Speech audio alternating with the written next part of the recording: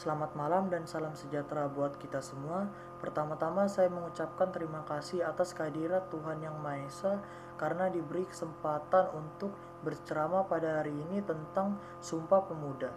28 Oktober 1928 di Keramat Raya 106 Jakarta Pusat, Sumpah Pemuda yang dirumuskan oleh Muhammad Yamin pertama kali dikerarkan. Begitu juga dengan lagu Indonesia Raya, karya W.R. Supratman dikumandangkan di depan seluruh peserta Kongres Pemuda yang datang dari berbagai daerah Indonesia. 92 tahun lalu, perbedaan latar belakang suku dan agama tak tampak di sana. Yang ada cuma satu, Indonesiaku. Nasionalisme yang membara yang membuat para pemuda tak rela diadu domba penjajah. Bersatu kita teguh, itu semangat bersama. Tak ada sukuku atau agamamu, yang ada Indonesia kita. Para pemuda di kala itu sangat beradab dalam berbangsa dan bernegara, berwawasan luas, tak picik sehingga tak terjebak dalam sekat-sekat pemisah. Semangat Sumpah Pemuda terus bergulir dan persatuan yang dilandasi nasionalisme yang terpuji telah membawa Indonesia mencapai martabat tertingginya di tanggal 17 Agustus 1945, yaitu bangsa yang merdeka dan berdaulat penuh. Indahnya hidup sebagai kawan sebangsa dan setanah air. Bahu-membahu, musuh yang lebih canggih peralatannya harus mengakui kehebatan semangat persatuan yang membara di hati pejuang bangsa. Sejarah yang tak terbantahkan, luar biasa, semua itu milik Indonesia tercinta. Sumpah Pemuda dalam ejaan baru, teksnya sangat kental dengan gairah persatuan dan kesatuan yang muncul dalam pengakuan kebangsaan, yaitu kami putra dan putri Indonesia mengaku bertumpah darah yang satu, tanah air Indonesia. Kami putra dan putri Indonesia mengaku berbangsa yang satu, bangsa Indonesia. Kami putra dan putri Indonesia menjunjung bahasa persatuan, bahasa Indonesia. Persatuan dan kesatuan tidak mengedepankan kesukuan atau keagamaan. Tak ada mayoritas ataupun minoritas. Ini dasar negara kesatuan Republik Indonesia yang satu. 92 tahun anak bangsa ini di dalam bersatu. Entah mengapa sekarang justru seperti tak tersisa. Kalaupun ada, serba seremonial belaka. Partai politik yang saling menjatuhkan tanpa peduli bahwa yang menjadi korban adalah bangsa kita. Belum lagi nasionalisme yang hanya sebatas slogan dalam pidato-pidato yang penuh kepalsuan. Lalu contoh apa yang dilihat para pemuda dari yang tua?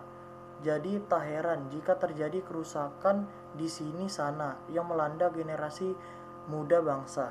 Pemuda tidak lagi duduk merumuskan kemajuan bangsa ke depan. Sebaliknya banyak yang terlibat dalam tawuran, bukan saja antar universitas, bahkan antar fakultas. Semakin hari semakin sulit menemukan pemuda dengan kecintaan murni pada bangsa. Kalaupun ada, hanya tampak sesaat karena ujung-ujungnya hanyalah demi sebuah kursi. Setelah itu, suara merdu untuk kehidupan berbangsa mendadak berubah menjadi salah nada.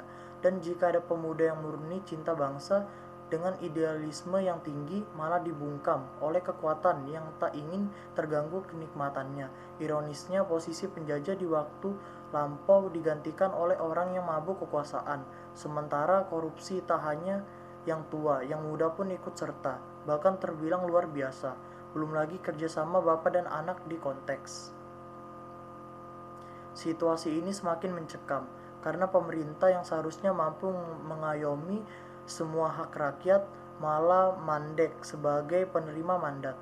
Semua hanya sibuk membangun citra, rajin beriklan tanpa karya nyata. Yang nyata adalah ketangkap tangannya para petinggi negara sedang transaksi korupsi. Ungkapan Sumpah Pemuda, sumpah yang hilang, sangat pas menggambarkan situasi menajamnya pertikaian baik horizontal maupun vertikal. Secara vertikal, rakyat telah merosot dalam kepercayaan pada pemerintah, tampak nyata pada berbagai survei. Sementara horizontal, pertikaian dengan isu suku, agama, kelompok terus merebak.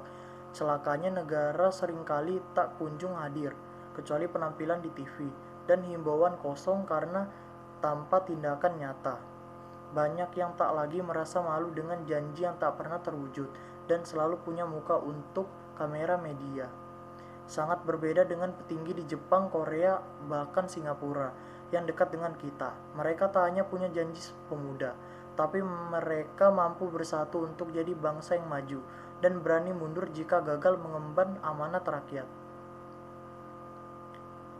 Tentang persatuan, Alkitab berpesan, hendaklah kamu satu hati, satu pikiran, satu kasih, satu jiwa, dan satu tujuan. Filipi pasal 2 ayat 2. Sudah sepantasnya pemuda Kristen memberikan kontribusi nyata untuk mengorbankan dan mewujudkan semangat Sumpah Pemuda. Akhirnya selamat Hari Sumpah Pemuda, dan sumpah kita harus mencari dan menemukan semangatnya. Bersatu kita teguh, bercerai kita runtuh. Hidup persatuan, itulah Indonesia yang sesungguhnya. Sekian dari saya, jika ada salah mohon dimaafkan. Terima kasih.